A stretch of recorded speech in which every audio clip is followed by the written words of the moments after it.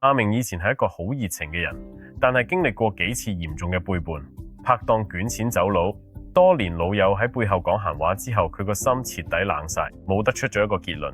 與其冒住俾人傷害嘅風險去信人，不如咩人都唔信最安全。佢開始過住避世獨居嘅生活，放工之後就拎翻入自己間公寓，關晒嘅社交 app， 所有聚會邀請都拒絕晒。佢的確再冇俾人背叛過，但係隨之而嚟，佢係一種巨大又空洞嘅窒息感。睇住咗熱鬧嘅市中心，但係個心就好似一個荒無人煙、死寂嘅孤島咁。佢去揾咗一位智者幫手，我明明保護佢自己，點解我反而覺得好似住咗地獄咁？我唔敢再信人，因為我唔想再做傻仔。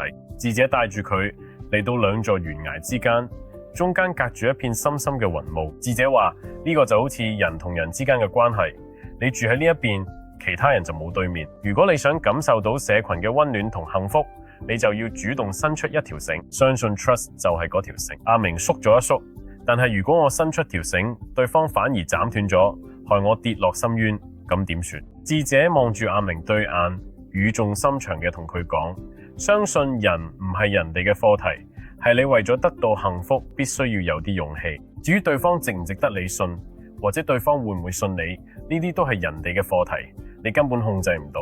如果你因為擔心人哋嘅課題而放棄咗自己嘅課題，其實你就等於將通往幸福嘅鎖匙親手交咗俾曾經傷害你哋嗰啲幻影。阿明突然間醒覺，佢明白到過去被背叛係人哋冇錯，但而家冇嘅孤獨其實係自己嚟嘅。佢一直都想控制人哋唔好傷害自己，但呢個根本係唔可能完成嘅任務，反而令到佢自己動彈不得。佢開始嘗試細細步去相信行動，分清過去同而家。佢同自己講，眼前呢位同事其實唔係嗰個曾經背叛咗嘅前拍檔，佢願意承擔受傷嘅風險。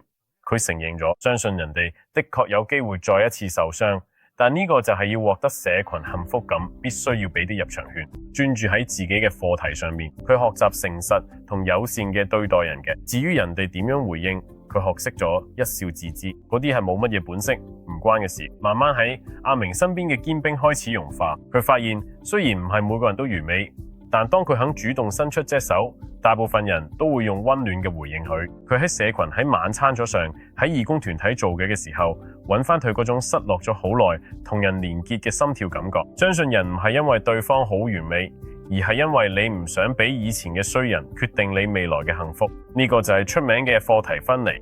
智慧，我決定去相信，係因為我想做一個充滿愛同幸福嘅人。至於你點樣對我哋信任，嗰個係你嘅修養，唔關我哋價值事。當你放低咗想控制人嘅念頭，你先至可以真正擁有社交嘅自由。